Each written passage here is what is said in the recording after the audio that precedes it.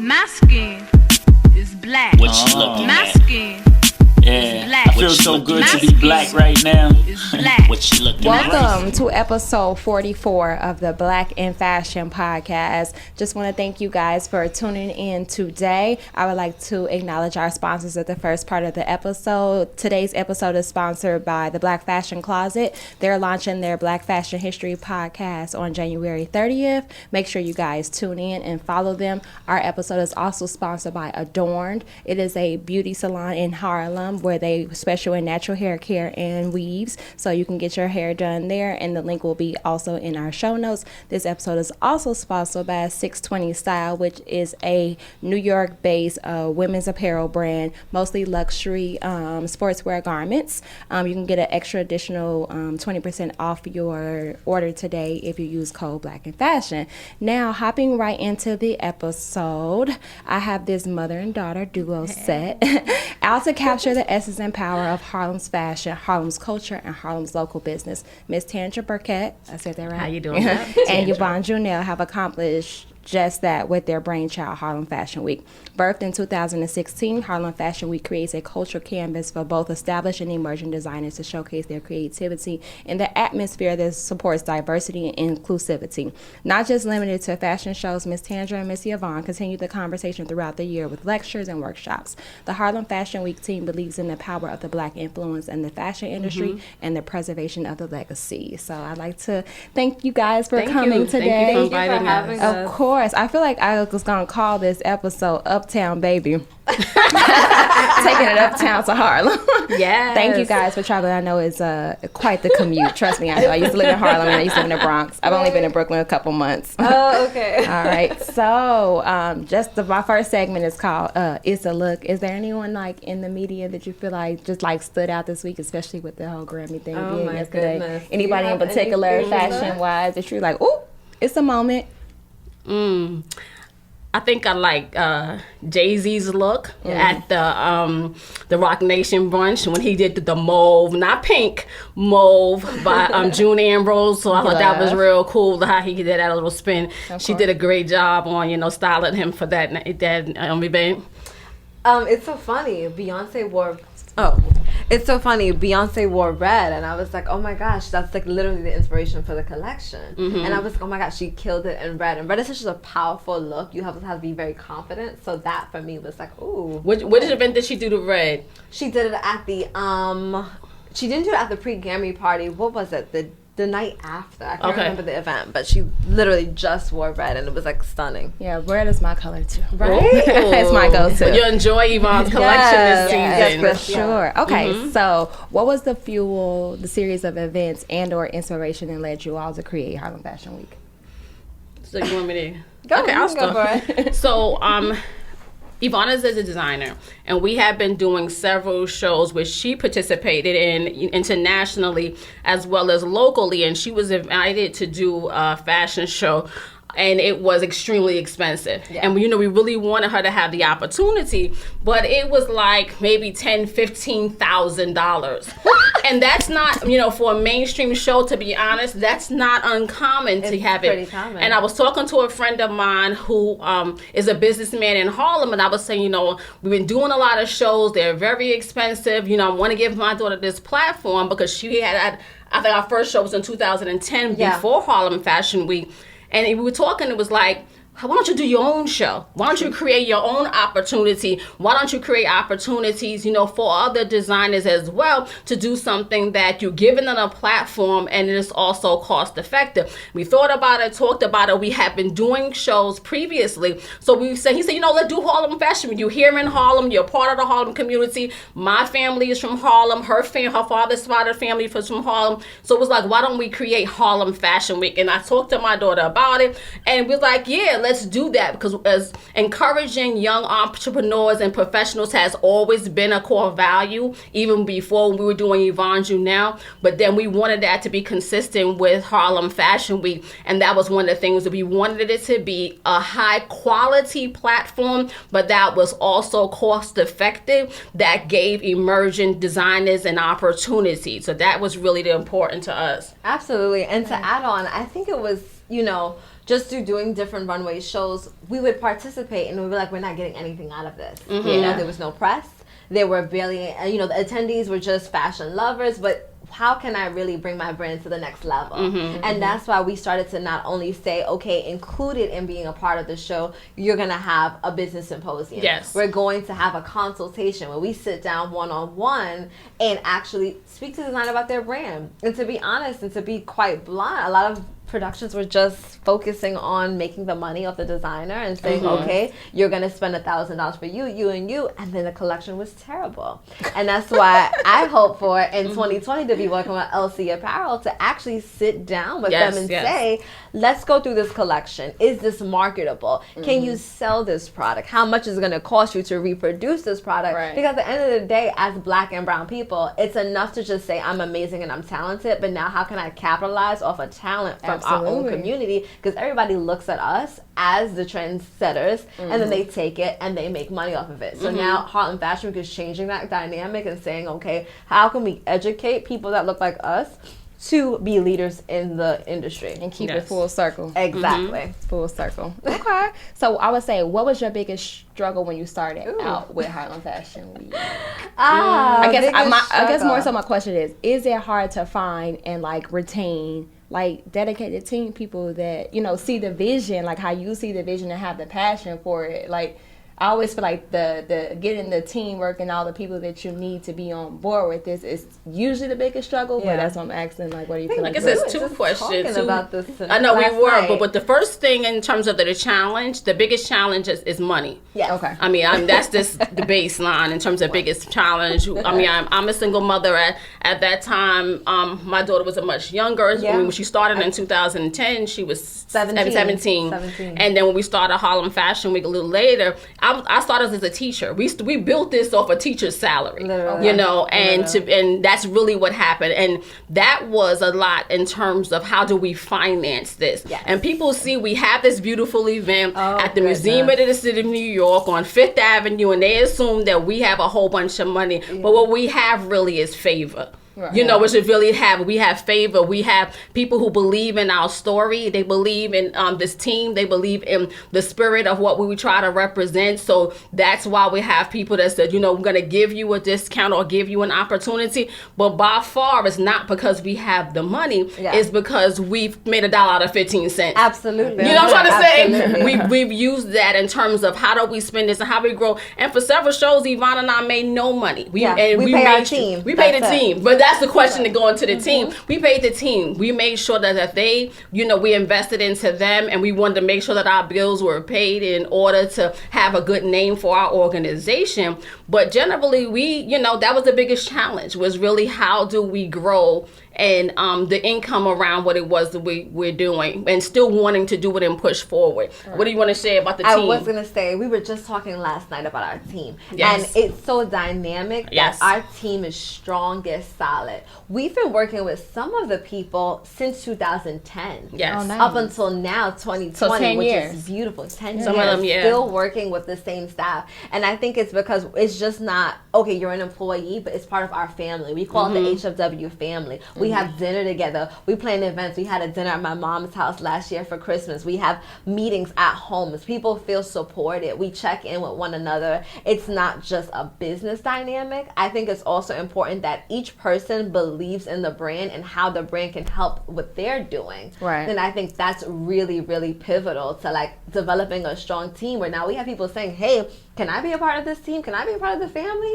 And it's fun. They feel very in part of it. Even, you know, my god sister is filming right now. She's a part of our team, right? You know, so I think that's important, and to continually train up other people to join, whether they start as interns and then as assistants and then a role. And I just wanted to, since we mentioned that, just to give a shout out to our team, because they are fabulous. They really, we could not do anything without our team support. With our Nefertiti is our production manager, Brittany is our backstage. We have Glenda, who does our our runway is along with Eugenia, who's our runway coach, Zane, who's an administrative assistant. Those are Tashia, who also works with our gala. Yes, that's Trinity, our she's Trinity, our junior who's model coordinator. Yeah, she's been our youth model coordinator. That's our team that keeps us driving and moving forward. And then we have a lot of volunteers that come. Volunteers is coming up. Meeting is February the 1st for those that want to volunteer. I'll put that plug in. Cafeteria needs you. But I'm glad that you asked that, because we always give props to our team, because we love them. We know that we couldn't do anything without their support, arm in arm, and that dedication to the vision of believing. So when we do stuff like this, we say the team did well. Harlem Fashion Week as a team got that article. You know what I'm trying to say? We want to make sure that that's important. So we love our team, and it's really important to us. Absolutely. Side note, you remind me of my mother. I get that a lot. I get that. But I have a lot of adopted kids out here. I was like, you remind me of my mama. Well, that's a good thing. I feel like I'm home in Chicago. All right. That's beautiful. Okay. So I guess this is another like 2-part question. What do you say is the hardest part about breaking into the fashion industry as an African American designer? And do you even feel like it needs to be broken into? Ooh, I love that. Can we, like you said, be successful just like creating our own opportunities? Like basically I'm asking, is validation in the industry versus validation in one's community? I think Yvonne is a designer. I love that question because we don't need validation. Right. And for so long, I think as Black people, we kept trying to find it. We kept trying to wear labels or, do our hair a certain way to fit into a mold that was never created for us. But all we had to really do is embrace and be ourselves. And we were talking about this a couple months ago at dinner. We saw that with, the Black Panther. We didn't need to be anybody else to be successful. It was an all-Black cast. It was an all-Black creation. It was amazing. And then we continually see that in film. We see that now in fashion with, Virgil Abloh. We see that more and more, even with Dapper Dan kind of changing the conversation and taking back what was once his, but now like looking for that. I think it's important that we know that we already have it in us. There's no market that we need to break into. Instead, we're creating our own, because as Black people, going back to Africa, we did well amongst ourselves, Right. That's why LC Apparel Consulting was created, because I'm not making nothing in China. Yeah, that's it. That's not what I do. Seriously. No, for real. Yeah. I think it's important. One of my mantras as a motivational speaker is create your own platform. Absolutely. And I think that's important that we do and be willing to create our own platform. As one quote says, that we take up space, that we make sure that we dominate and believe in ourselves. Yes. One of my biggest issues, and it's a little bit controversial, but I'm a little controversial at times, is that we need more Black celebrities and entertainers to wear Black designers. That's a couple episodes important. On that. Yeah, we have to do that more.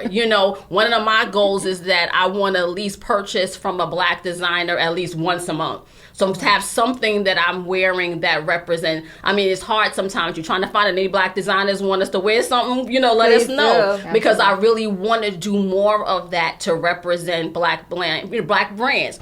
And I think that if they do that more and promote it more, every time they have an opportunity, they wear somebody else. They don't wear us. Right. So if we did that more, we would be creating that platform and open up the doors and opportunities, and it wouldn't be about, us trying to find a way to get it in. That's one reason why we had Harlem Fashion Week, is to create that opportunity for exposure, but then we needed to be at a community effort. I think that's important. And I think the thing is the difficulty in the competition. Yes. Yeah. Amongst, in the Black, community around design and fashion. And we were talking about that.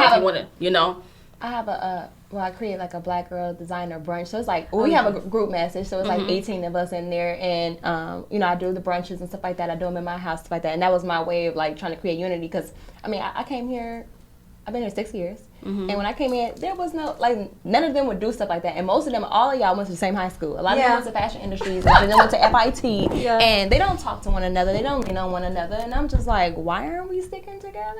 Yeah. But we make more money together. Yeah, I was just like, okay, so I'm going to start bringing everybody together. I'm going to create this little message form where at least we can help one another. We can share resources.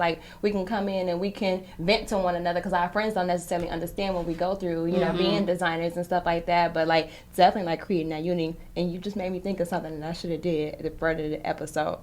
You guys have heard of Street Fashion Week, right? Of course. Yeah. Okay, so I was speaking to Naomi, and she was saying we should start a Black designer only for the month of February. Like, only wear Black designers. So I just want to put that out there to the listeners for the whole month of February. That's right. We're only wearing Black designers. that. And when you do it, hashtag and put Black designers. But I think, like, across your platform, if you want to promote it, like, Black designers only the whole time in February. Yeah. She's promoting it, like, with Street Fashion Week. I'm going to promote it. I'm only going to wear it, which I'm pretty good about it. Yeah. I'm always just like, oh, yeah, I'm only wearing this. And I've only been shopping, even if it's just not even necessarily a Black designer, but a Black boutique. Yeah. You know, so either one, like boutiques or designers. But I think we do gotta continue to like to push that narrative and like really get people like on the way. You know, Yes, I and like agree. just completely remove the competition. Yeah. So Come on annoying. now. Like, That's so right. annoying. We don't even make the same stuff. No one makes the same stuff. No one makes the same stuff. Like we said. But to jump in on that part, I think it's important, even Black designers, and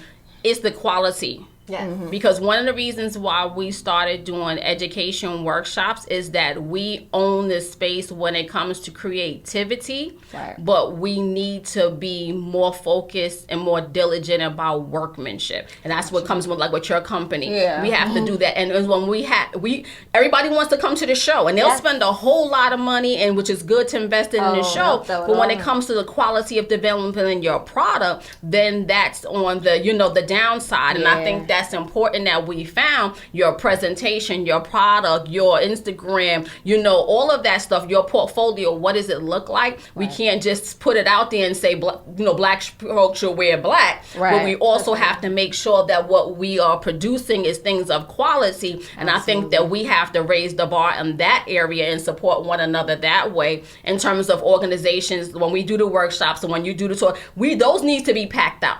Yeah. The learning They do. side of fashion education needs to be packed agree. out, not just the show side. But when there's opportunity said, we're here to teach you how to do this in excellence. You need to be on board and willing to invest your money into learning how to do it in a more excellent way. And that's I always feel like been I an try to issue. push that so much. Yeah. I'm like education.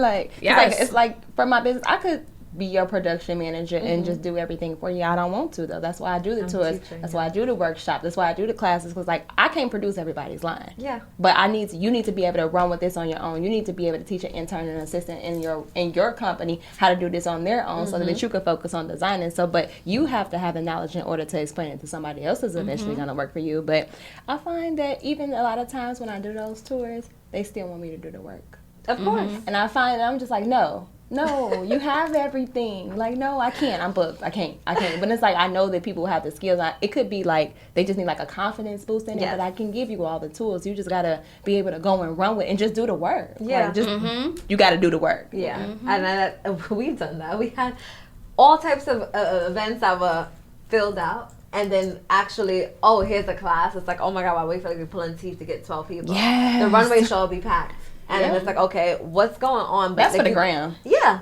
But it's The runway crazy. show's for the gram. It is for the gram, but it's crazy. And I think it goes back to confidence. People have to start believing in themselves. Like, goes back to what you said about actually believing in yourself. I can do this. I am going to go to the class to educate myself to go to the next level. Gotcha. Okay. So, I guess my next question is, how does a designer join Harlem Fashion Week? Like, do you have very like strict requirements? Like, what are those requirements? So what we do is every season, normally right after our runway show, maybe a month after, we'll have an open house. Okay. And from that open house, they'll have to bring about 3 garments. They'll have to have maybe their, their portfolio of work and literally just share it with us. What we're looking for is very, very simple things. So it's not a lot of hoops because we want to make sure that we are inclusive and support all designers. It's not something where it's excluding other people.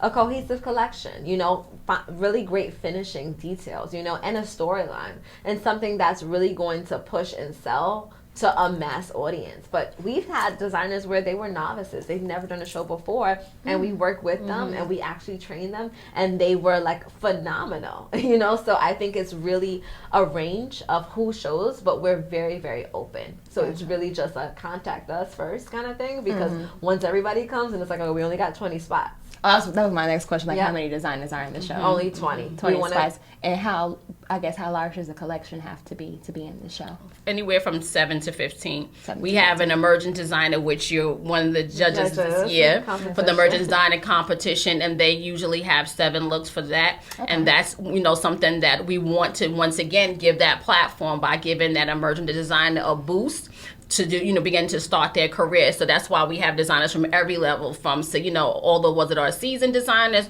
to those that are emerging, because that's part of our core values, once again, to give opportunity. What we do is excellence and workmanship is still very important. When we do have that designer casting, we are looking at the garments, we are checking to see the quality of what you're coming. So don't just come with an idea. Come, you know, where you have spent some time and research.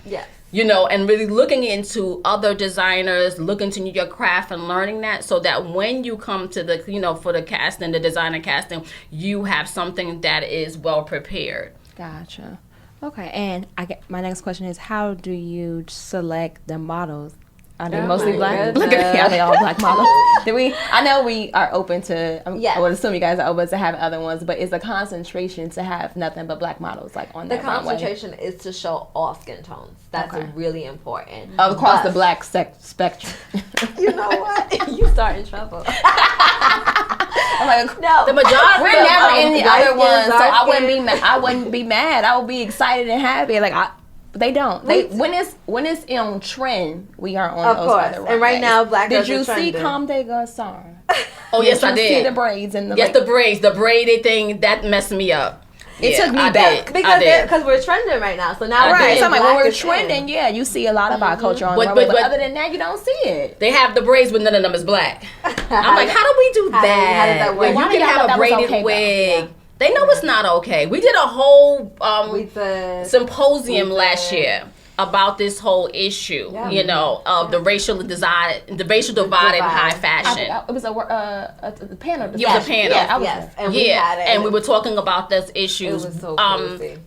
So we encourage, you know, obviously is predominantly black models. It's not excluded, but it's 95%.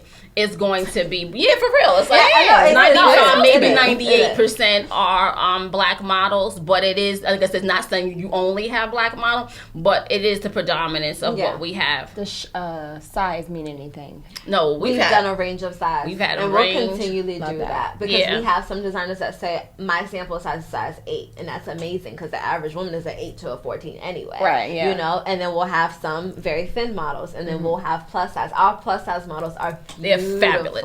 They're beautiful. Yes. Like I can't wait for this show because we have a plus size designer come from out of town. I think it's gonna be phenomenal. Can't wait. Amazing. Okay, so my second segment is called "It's a Success or It's a Disaster." Okay. So, has there ever been a situation where I'm already laughing because it's funny? I'm like, it's just the main goal is that something that you learn from the experience, whether it was a success and you really learned something that you had to alter in your business structure, or it was a disaster that also made you alter something within your business structure. Oh God! Well, we ain't gonna name no names. No names. Just what happened. What happened to make you like, you know what? We can't move like this no more. We gotta move like this, or we can't do this anymore. We gotta do like this. I have it. Okay. Our first show, we hired like an event planner. Okay. And literally that person had it all, or I still thought we had it all. I think the biggest mistake we made that season is relying so much solely on this person has the whole thing that we didn't do as much follow-ups, checkups, what's going on.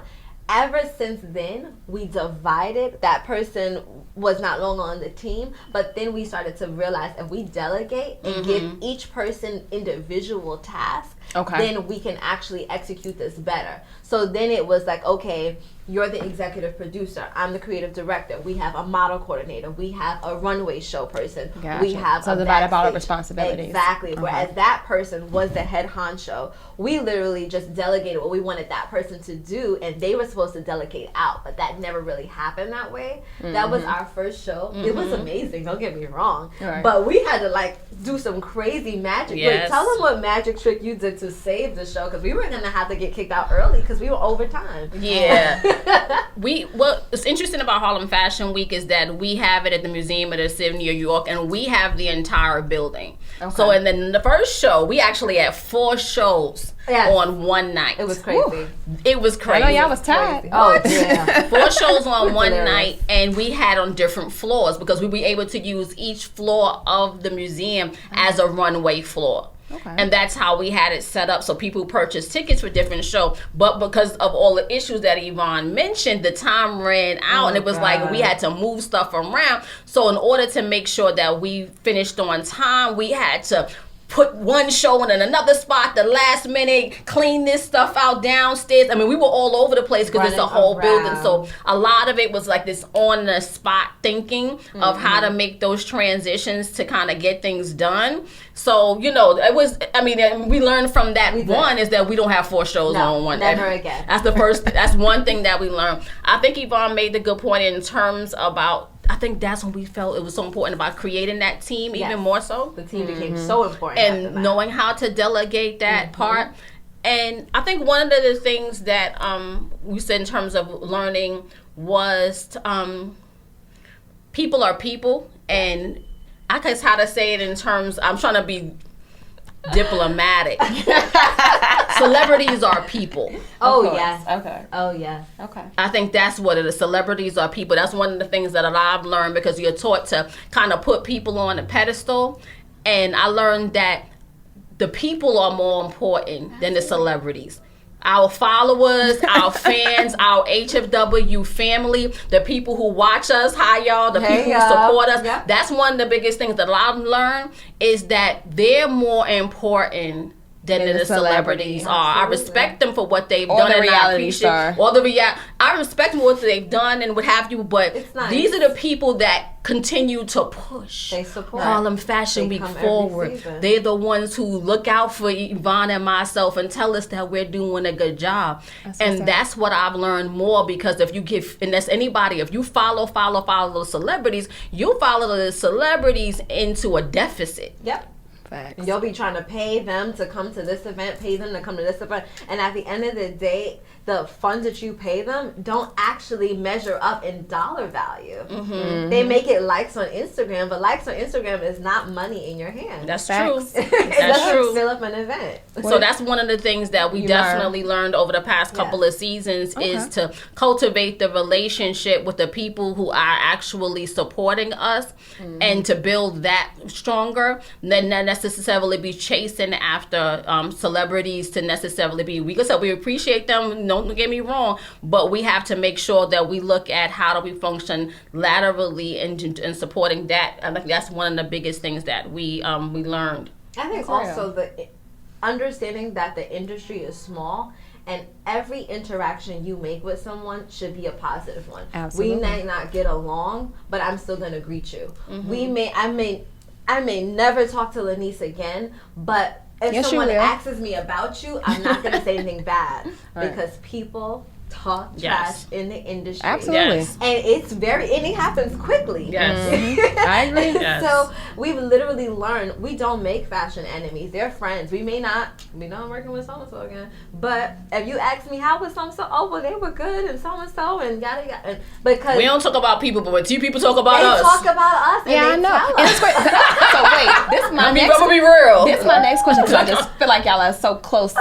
Or I don't know if you're all close, but in the back of my mind, no, I don't know. This is my question.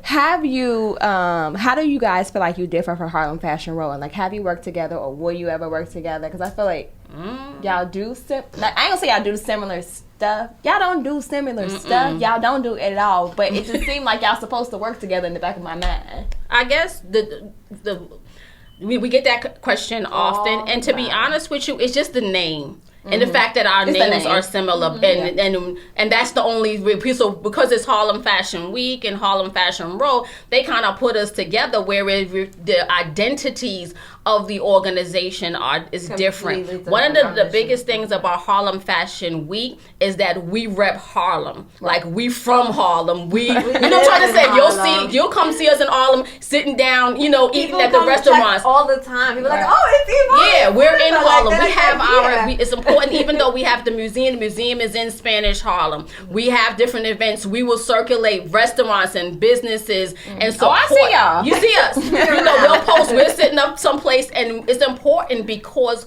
we're from Harlem. Right. You know what I'm trying to say? My mother, she grew up on this block. My father grew up on that block. Her parents, their whole family still own businesses. So I think it's one as representing the cultural heritage of Harlem, which is one of the core values of Harlem Fashion Week. And if you see any of our materials or deliverables, I know the difference. I just want the people to know. I know the difference. We're talking about. I feel you. I know that we want to rep the culture, and we want to bring New York Fashion Week to Harlem. We want to build the businesses in Harlem. We want that conversation to be had in the community. So when we have our workshops, they're in Harlem. We actually have we had it at the Schomburg. We had it at the Harlem State Office building. Absolutely. We have a Harlem Fashion Tours. Like, come to Harlem. I went to the Harlem Fashion Row retreat. Okay. So, you know, but I want to say this before we go off, and I want to be really clear because we have this question. I respect what Brandeis did because she paved the way. She created a platform that did not exist before. She said, I'm going to do that. And I respect the fact that she created that platform and that she allowed many brands to be a part of the conversation. So that's important that you have to give, you know, respect where respect is due. So she did do that. Our difference is because it's about the cultural heritage. Harlem Fashion Week, in terms of creating a cultural institution and having that inclusivity within the Harlem community and without. Well, we traveled to Africa as well, bringing Harlem, you know, overseas and especially to Senegal. So I think that's a little bit different in terms of the message. What did you want to be sure? I think we are very purposeful about being inclusive. And that's what I think the big difference is between, because I have, you know, been to one of her retreats and I've had like a meeting with her and I've been in her presence and I've, you know, really took research on her brand. But I've also talked to a lot of designers and worked with a lot of people that went to the retreats and didn't really feel like that it was meant for them or that it was inclusive and that it was ever helpful at all. And you're charging a certain amount of money to go to these things and to, you know, really help emerging designers and help Black designers to get into these fields and to, you know, bring them up, and it didn't deliver. I think what's also, when you mentioned that, is that we're very approachable. Yes. And that's important to us. We're very approachable. We will create opportunities in time. It's that we don't believe in the ceiling. No. We don't believe in that. We don't believe in the fashion elite. We came out as outsiders into the conversation, so that we don't believe in that. We don't want it to be like you feel like you're over here and we're over there. You know, we want you to sit down and say, listen, if we can help you, we will do the best that we can to help you. We may not be able to, but we will at least try the best that we can to be able to do that. And I think that's important. Absolutely. We believe also with fashion with a message. It's not just about having Black designers, but it's also about Black social consciousness. Absolutely. You know what I'm trying to say? It's not just we just want to have you there, but we want it to be able to speak to what's happening in society at that time and to be able to use it as an ability to create change. So I think that's a little bit as well in terms of what we do in, you know, Harlem Fashion Week. Okay. Absolutely. All right, good to know. Tell you on which one with you. So I guess tell me about what people can expect to see from the show this year. Is any particular designers you want to highlight or anything you just like super duper looking forward to? Before we get to the designers, I'm super excited because this season we started something that I actually want to probably do every February is Black Girl Magic. And our Black Girl Magic Charity Gala, we are going to be honoring 11 transformational women. And I think that, and I think that is so powerful that especially for Black History Month, and that's once again, like we mentioned, we want to honor these women. And it's not just women in fashion. No. It's women in fashion, education, business, politics, and the runs the whole gamut of women entrepreneurs that have just made systemic change in our society. And I hope I remember all of them because it's 11. You'll help me out. Honorable Inez Dickens, who is the Congresswoman of the 70th District in Harlem, who has been pivotal about making change in Harlem over the past 30 years. We also have Mahisha Dillinger. She is the founder of Curls, which is the phenomenal hair care brand. Once again, started from the bottom and worked, and created this multi-billion-dollar brand. You want to throw somebody in? We have Diane C. Bailey. Yes. She is the founder of Emerge. She was a former brand ambassador for Shea Moisture. Nice. We have before I want to jump in for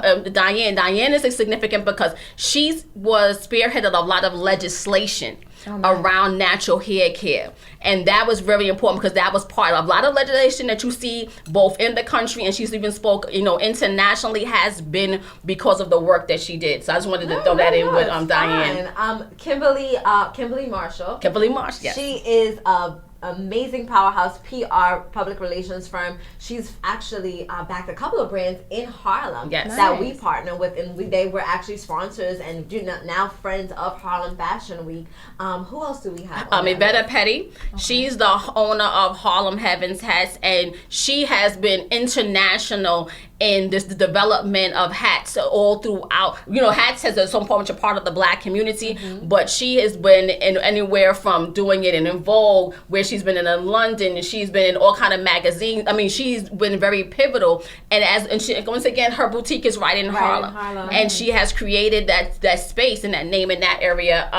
Who else do we have? Lydia T. Blanco. We have Selena Hill. Those are our cultural trailblazers, which are young women like yourself who are moving forward in media. They're journalists for Black Enterprise. So we wanted to honor cultural trailblazers. I love that. As well as cultural icons as well. So we have Dee Poku. Yes, Dee and Poku. She is a phenomenal woman who has spearheaded so much in terms of we network women in business and to have that intersection of creating that platform for women in our society. Who else do we have? I'm trying to remember.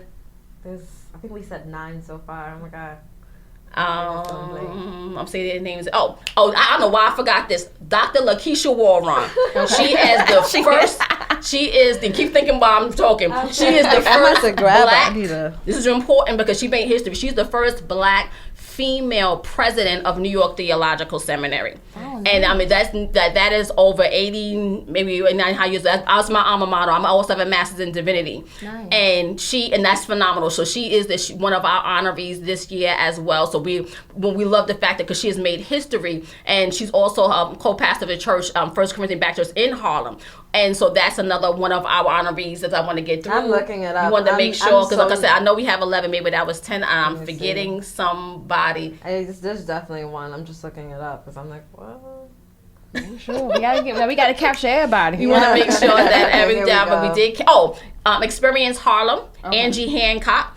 Angie has created a network of creating a platform for events and things happening in Harlem. So she is one of the go-to persons for events that happen in Harlem. She's another one of our cultural trailblazers because she connects people all throughout the Harlem community. She helps to provide platforms for them, and that's why we wanted to honor Angie. Did I get everybody? Sade Lekoff. She is the CEO. Her family actually founded the National Black Theater, and she's the CEO of the National Black She's a cultural icon. We got the heavy hitters. We got heavy hitters at the Black Girl Magic Charity Gala, which is the charity this year. Go ahead, Yvonne. I'm ready.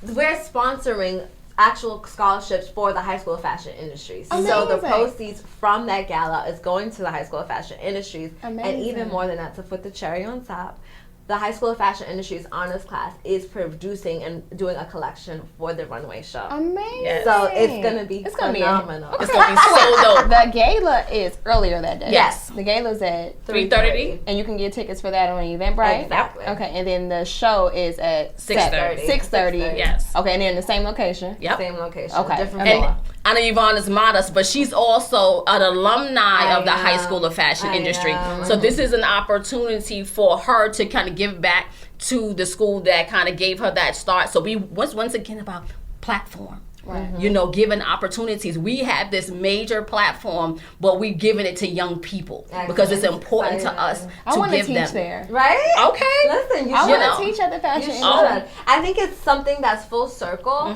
because 10 years ago I graduated from there, and now it's 2020, and it's like, okay, how can we use the opportunities that we have? Because sometimes people think that they have to wait till they're like millionaires to give back. No, you can give back at any aspect. You know, definitely having you come to teach it would be amazing. I'm sure the principal, Mr. I feel like I've tried to reach out, but I haven't got it. I got you. I'm gonna. We gonna connect. Okay. So I have, because I'm actually, I'm done working like full time. I'm only like doing LC apparel consulting and like the podcast. Congratulations. So in 2020, I'm like, it's gonna be full entrepreneurship. I was working in the industry, but I'm just like, of course, I was the only black girl at all in every position I ever worked at. You know, sitting at a desk, but I feel like I have way more to give. And coincidentally, I have a friend who has a friend that is a principal of a charter school, and their the person's over their fashion design department just resigned. Hopefully I'll be getting shoot into that position in the fall. All right. But for right now, I might take a part-time art teacher position just so I can get in the school and get ready. But that's what I want to do. I want to teach.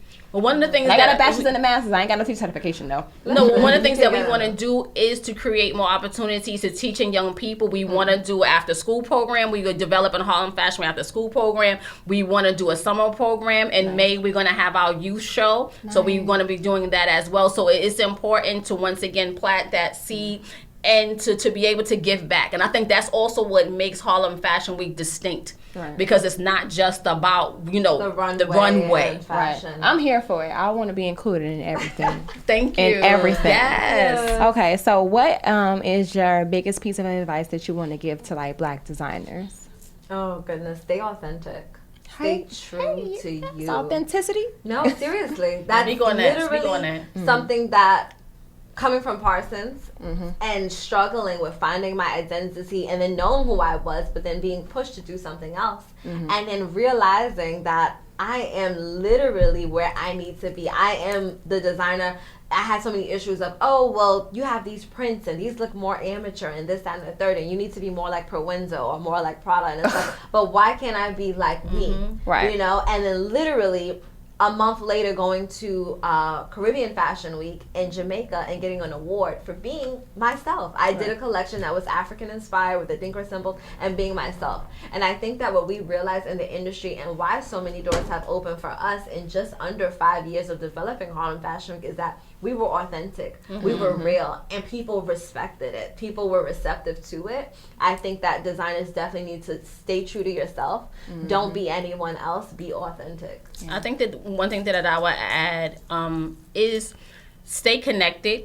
What we found, even with designers for Harlem Fashion Week, we've reached out to them when we were having like symposium and events, and they'll drop off. It's not because we haven't created opportunities to help build them. They have just done this show and they just kind of like fade out. Like, no, the purpose of the show is to build your career. Thanks. The purpose is it's not just for you to do the show to have fun, to waste money and do the show. Right. Is to be able to, stay connected, to stay supported, come to events. You have to be in the room. And I think that's really important because they kind of just, you have a wonderful brand. Like, what happened to you? How did you take this to the next level? And I think that is very important. For real. How do you do that? But we want to, and I really want all of the designers to hear and see that once your company like yourself. Things I'm making up for all the designers that I can give to them. Like, actually, I just ordered it last night. I'm like, okay, I need to make something to smack in their hand. Like, look, this is the next level. I'm putting it right in your hands. Whether it's education, I'm putting it in your hands. So I went, when I was doing a little research last time, I need something I can physically give to them, not just, speak to them. Because they're going to be speaking to and networking with a lot of people that day. And I'm just like, I need something to be able to just, like, push them on to the next level. Yes, so that's really important. That's really important. And we wanted to, to have them move forward. Yeah, absolutely. That's what I want to see, like, more than anything, because I know a lot of black-owned boutiques too. So, like, not only are we doing production, we need to do placement. You know, whether we putting you guys in stores and teach them about how to do your own pop-ups and how to run your own trunk shows, how to take those pre-orders so that you don't have to front all of that money for production up front. We can use some of that money and put it in there. And then there are payment arrangements. You don't have to pay for all this stuff up front. Yeah. There are factories in the garment district willing to work with any and all small designers because that's how they stay alive. That's how they support their business. And they're small family-owned businesses as well. That they need small designers and like small production runs to people that's not making 500 units. Like, this is what I need to do. So let's go. We got you. We got you. All right. Oh, we run out of we're way over time. Okay. We should join ourselves. Right. So I guess what are the, I feel like you already hit them too, but I was saying, what are the long-term goals for Harlem Fashion Week, and what do you guys see you guys being, I guess, like in the next 5 to 10 years? 5 to 10. Yeah, because you're already doing like so much. Like what else? Are we just going to continue to keep growing? Well, I think we want to develop, once again, is the education component of what we want to do at a Harlem Fashion Week. I think that's one way in terms of, planting to seed. So that's definitely what we're looking at for growth, is to develop that. We want to create an incubator space, and that's something that's really important for Yvonne. I definitely do an actually essential hub. Yeah. Have you heard of designers. Flying Solo? I have. Like that, but black designers. I'm not going to say too much. You ain't got it. I've worked with them. Okay. Like I said. Okay, that's it. We can talk about it offline. I'm like, yeah, but I want something along those lines, but way better. Just like as far as like having like that ability to, like you said, like have like a hub like for designers, like where the stylists are coming to pull, whether you're coming to shop, all of that stuff. So I'm with you. Exactly. That's literally like the next step, I think, and also bringing about more international networks like we've done with Africa. That was amazing. Continuing to do that. We're going back to Africa again this June. And continuing to just kind of bring our people together and making commerce across, not just I'm going to New York Africa City. with y'all. That's definitely. We're going to enjoy the shout out to our family in Goree Island. We love y'all. We appreciate you. So we definitely are building that Harlem Fashion Week and that connection. And before we close out, I forgot, Yvonne is actually featured this year. She hasn't done a collection in about 2 seasons. Nice. So she's going to be our featured designer. So we look forward to seeing her collection as well. So that's going to be kind of dope. So those are the major things that we look. And once again, developing Harlem as a culture, Harlem Fashion Week as a cultural institution. Absolutely. As part of the Harlem community. I think that is also, really important to us as we continue to grow. So we're going to be doing a couple, things that's coming up this summer. Some things we're not going to talk about just yet. You got to give them but stay connected because 2020 is we really are going up to the next level. Okay. We definitely going up to the next level. So my last segment is Fashion Inspo. So if you have any exhibits, events, well, we know what the event is Harlem Fashion Week, readings or anything like that you feel like people should kind of connect and look to. Fashion Inspo is sponsored by 620 Style, Adorn NYC, and Black Fashion Closet. So put all their information in the show notes. Make sure you guys check out all my sponsors. So you're saying like events that we... Well, like an exhibit or like something you read recently or like something you've seen that you think that people should go to. Like it's a muse, like something to kind of inspire people. I know the show is going to be an inspiring event, but is there anything out there that you think that people need, like this exhibit, you should go see it. This book I read, you need to go read it. Like I started thinking about this book I read. We went to, oh my goodness, do you remember the woman, last year we went to an event at the museum. Which museum? The Museum of City, New York, the symposium. And we purchased this book. I've been reading it. Oh my gosh, it's and I have to email it to you. It's I could put amazing. It in the show notes. Okay. And it was just about kind of like fashion illusions, but literally the CEO of Vogue in, what was it, Vogue Paris, I think it was? Vogue Paris, she wrote a book about her travels as a child going into an adult, but she wrote them in such a poetic way that it literally took you to different illusions of her, how she was getting dressed and how she talked with her parents, and then they went into different, like when she moved from Paris, then she moved to New York City and how it was just different. And I love just how eloquent the language was and how it just literally put me into like a different vibe. So that was one of the readings that recently I've been kind of in depth. I think that in terms of is my inspired, I think we was inspired or events or people or just connections in that. One I really wanted to give a shout out to in terms of a space that has been very inspirational is the Brownstone Boutique in Harlem. Yes. Okay. Going to for instance Jenkins Space, which is one of our advisory board members. I've purchased some different garments from there. She does a specialization in plus size of 12 and above, and I love that space because it's an encouraging space for women. It's not just about buying clothes, but you feel good. She caters to who you are as a person. Amazing. And if you're going shopping, and sometimes especially plus size, you might feel a certain way about what you're having. So if you wanted to shop in an inspirational space, I've always felt loved and supported in the Brownstone. And I think that I want to share another one is Constance White in terms of her book that she had that she came out with recently. How to Slay? Yes, How to Slay. Oh, I got that. It's on my coffee table. That's on my How to Slay. That's on my coffee table as well. And she has been so extremely inspirational in Harlem Fashion Week, and really, she was our honoree 2 seasons before, and we just was a part of an article that she wrote for the Avenue magazine called Fashionable Harlem, and she included us in that conversation. And it's important because we're a seedling organization, and she's been doing this for 20 years. But as someone of that level and that stature, once again has thought it not robbery to speak into what we were doing. So I just is supporting her and How to Slay and different things. She's doing some fashion workshops as well as teaching. So she's another person that will teach you. So you should follow Constance to learn how to develop, because we are looking at the glitz and the glamour and the reality and this and that. They're not teaching you how to grow. It's just fun. It is. So I think that those are my coffee.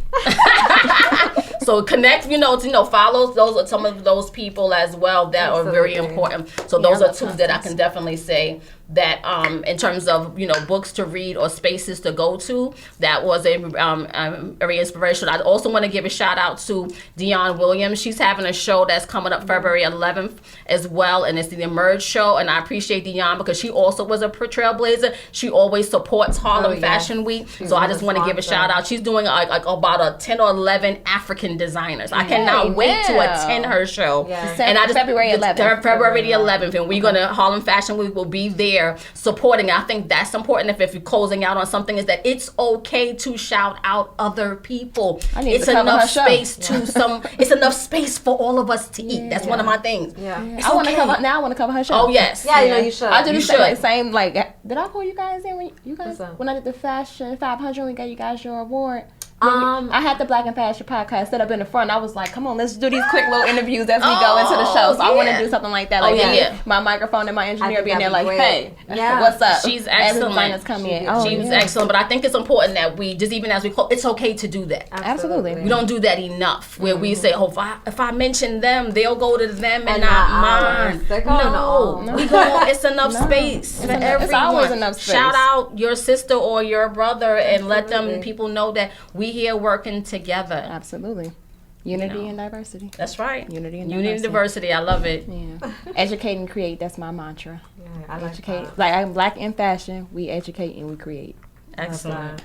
All right. Do you guys want to throw out like your social media handles and stuff so they know what I'm putting it in the show notes too, but I just like for you guys to say it. They can follow us at harlemfw.com. HarlemFW.com. And it's Harlem Fashion Week. If you also want to tag as well on social media, it's Harlem Fashion Week. And my name is Tandra Burkett, so you can follow. And then Yvonne Junell, you can follow me at Yvonne Junell NY. Good. And I'll have the Eventbrite link in the show notes. Yes. So you Thank just you. go click right on that. Make sure you get your tickets. So thank you guys so much for tuning in. I can't wait for us to all work together. Yes, it was beautiful. And as I always say, stay Black. Peace out. Stay Black. Okay.